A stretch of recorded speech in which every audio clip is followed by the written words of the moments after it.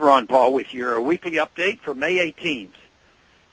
I have been very pleased with the progress of my legislation, H.R. 1207, which calls for a complete audit of the Federal Reserve and removes many significant barriers toward the transparency of our monetary system. This bill now has nearly 170 co-sponsors with support from both Republicans and Democrats. Senator Bernie Sanders has introduced a companion bill in the Senate, S-604, which will hopefully begin to gain momentum as well. I'm very encouraged to see so many of my colleagues in Congress stand with me for greater transparency in government. Some have begun to push back against this bill, and I am very happy to address their concerns. The main argument seems to be that congressional oversight over the Fed is government interference in the free market. This argument shows a misunderstanding of what a free market really is. Fundamentally, you cannot defend the Federal Reserve and the free market at the same time.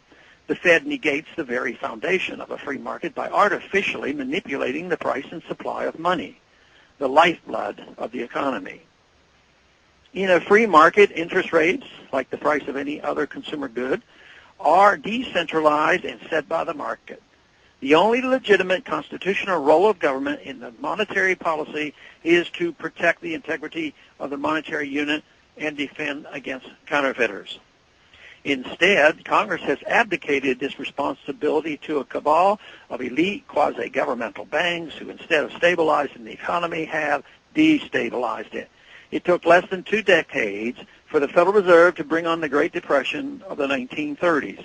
It has also inflated away the value of our currency by over 96% since its inception. It has invisibly stolen from the poor and given to the rich through this controlled inflation, and now openly stolen through recent bank bailouts. It has predictably exacerbated the very problems it was meant to solve.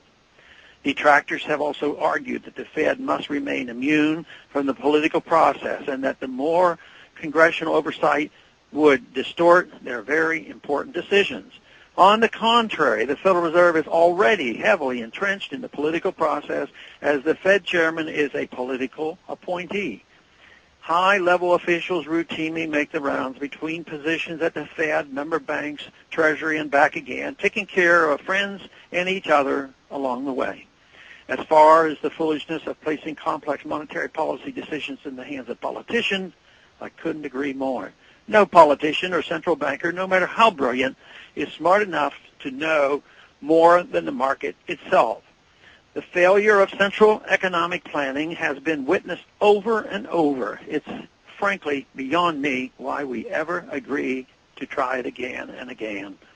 To understand how unwise it is to have the Federal Reserve, one must understand the magnitude of the privileges they have.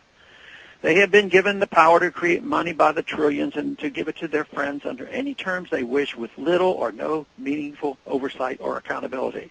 Thus, the loudest arguments against greater transparency are likely to come from those friends, and understandably so. However, it is the responsibility of every member of Congress to represent the interests of the people that sent them to Washington and find out what has been happening with our money. As the branch of government with the power of the purse, we really have no other reasonable choice when the economy is in the shape it is in. Thanks for calling this update. A new update is placed on this number, 888-322-1414, every Monday morning. The written text of which can be found on my website, www.house.gov/Paul, under the heading Texas Straight Talk. Thanks for calling.